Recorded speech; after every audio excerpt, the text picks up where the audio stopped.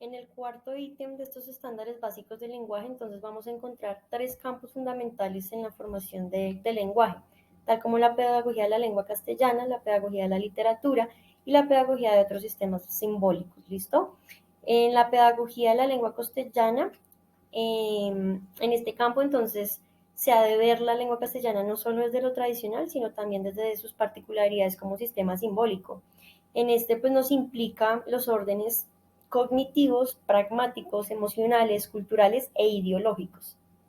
Sí, en este, pues, la idea es desarrollar la competencia comunicativa, pues, de los estudiantes en el sentido de que estén en condiciones de identificar el contexto de la comunicación, pues, en el que se encuentren. La idea es enriquecer, pues, el desempeño social de los estudiantes, pues, mediante el empleo de la lengua castellana, pues, en diferentes contextos, como ya lo dije, en los que ellos lo requieran, ¿verdad?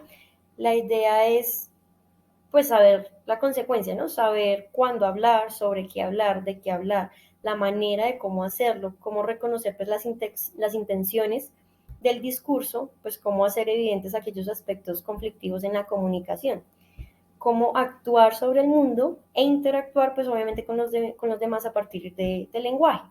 Sí, desde luego, pues, desde el lenguaje, porque no es lo mismo hablar con un profesor que ir a hablar con un compañero, no sé, hablar con una persona que va pasando por la calle. Son diferentes contextos.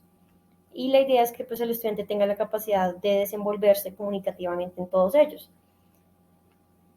Obviamente en este, pues, la idea es estudiar la lengua desde la perspectiva discursiva, así que lleva un acercamiento a los fenómenos gramaticales en los que se hacen evidentes, tales como, pues, la necesidad cognitiva del estudiante, el estudio de la gramática, pues, desde la exigencia que plantee la construcción de aquel discurso, y los aportes, pues, que la gramática ofrece para la realización de ese proceso de significación y de comunicación. En la pedagogía de la literatura, entonces, vamos a hablar de que se debe consolidar una tradición lectora en los estudiantes y a través de la generación, pues, de esos procesos sistemáticos que aportan al desarrollo del gusto por la lectura. Entonces, en los estándares se busca llegar al estudiante a generar, pues, para que él genere ese gusto por la lectura, ese placer de leer, obviamente, poemas, novelas, cuentos y cualquier otro producto de creación literaria, pues, que llenen de significado la experiencia para los estudiantes, ¿sí? Y que por otra parte, pues, esto les permite enriquecer su dimensión humana, su visión del mundo, la concepción social, a través de la expresión propia, ¿no? Y de las potencialidades de la estética del lenguaje, también lo artístico.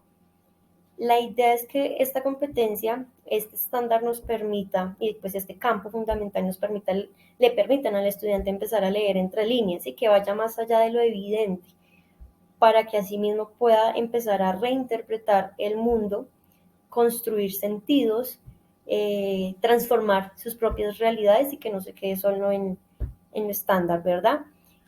Aquí, pues, se pretende buscar que el lector sea activo, sea comprometido con esa lectura, que sea crítico de su propia cultura, de lo que lee y de lo que produce con ese mismo lenguaje, ¿sí? Que sepa que el lenguaje tiene una parte sensible desde lo poético, que nos permite ampliar, pues, obviamente, el conocimiento cultural y las disposiciones que se necesite desde la ficción literaria, ¿sí? Esa libertad de expresar, el poder de leer.